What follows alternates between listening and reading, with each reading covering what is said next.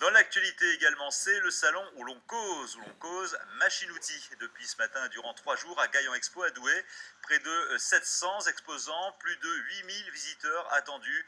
Un bon indicateur de la santé de l'industrie dans la région, l'occasion de faire l'état des lieux de ce secteur. Avec notre invité, Philippe Dutheil, organisateur de ce forum. Bonjour Monsieur Dutheil, merci d'être avec nous. Avant d'en parler, je vous propose de découvrir cette entreprise de Frotin qui commercialise ce type d'équipement. Reportage Gilles Vazarnal et Dominique Dumont.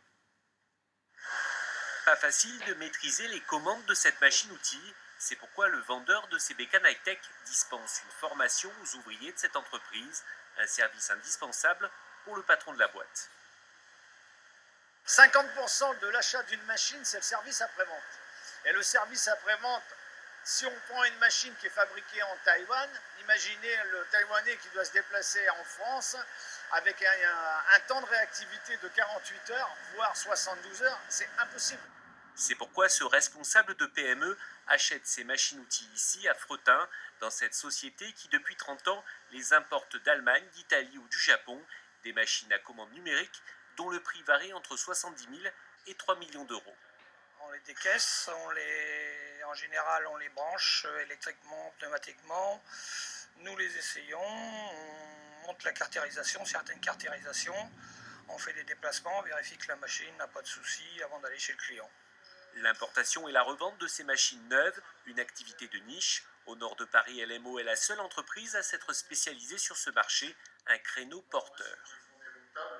On a une gamme de produits qui en permanence s'adapte aux besoins du marché français sur lequel il y a pénurie de main-d'œuvre qualifiée. Et donc de plus en plus, les clients cherchent à acheter des machines très productives pour avoir le maximum d'efficacité avec un nombre de salariés qui reste le même, faute de recrutement.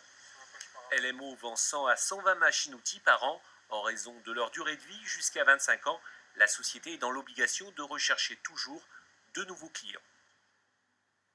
Philippe Dutheil, vous êtes donc le directeur de ce salon spécialisé autour de la machine-outil. Alors on dit le secteur industriel moribond. Est-ce que le succès de votre salon, on le rappelle, 700 exposants, près de 8000 visiteurs attendus pendant 3 jours, est-ce que le succès de ce salon nous dit autre chose ? Je crois qu'il faut savoir que voilà, l'industrie est moribonde peut-être, mais sur certains points, il y a aujourd'hui en France beaucoup de secteurs industriels qui marchent très bien. Bon, c'est vrai qu'on parle beaucoup de la métallurgie, de l'automobile qui a dû effectivement licencier, mais il y a d'autres secteurs comme l'agroalimentaire, la chimie, la pharmacie, la cosmétique, et même l'automobile, le ferroviaire, dont on parle souvent en mal, marche plutôt pas mal. Alors un salon consacré aux machines-outils, du tournevis à la machine à 3 millions d'euros à investir. C'est terrible ce qu'on vient d'entendre dans ce reportage. Ces machines-outils remplacent la main-d'œuvre qualifiée qu'on ne trouve plus. C'est vrai qu'il y a eu une époque où l'industrie en France, la main-d'œuvre était phare. Depuis, ça a été pas mal déserté par l'ensemble des étudiants qui sont tournés vers d'autres professions. L'industrie avait très mauvaise réputation, donc on l'a remplacé effectivement par de la machine. Mais bon, il faut savoir aussi qu'aujourd'hui, ça revient. On commence à avoir beaucoup d'activités en France sur des produits je dirais beaucoup plus importants, beaucoup plus recherchés. Moutons à 5 pattes, besoin d'ingénieurs. Là-dessus, voilà, exactement. Et là-dessus, on commence à surperformer. Et votre salon, il y a 6 ou 7 salons différents en France que vous dirigez. Dans le Nord-Pas-de-Calais, est-ce qu'il y a une spécificité que vous avez relevée particulièrement ?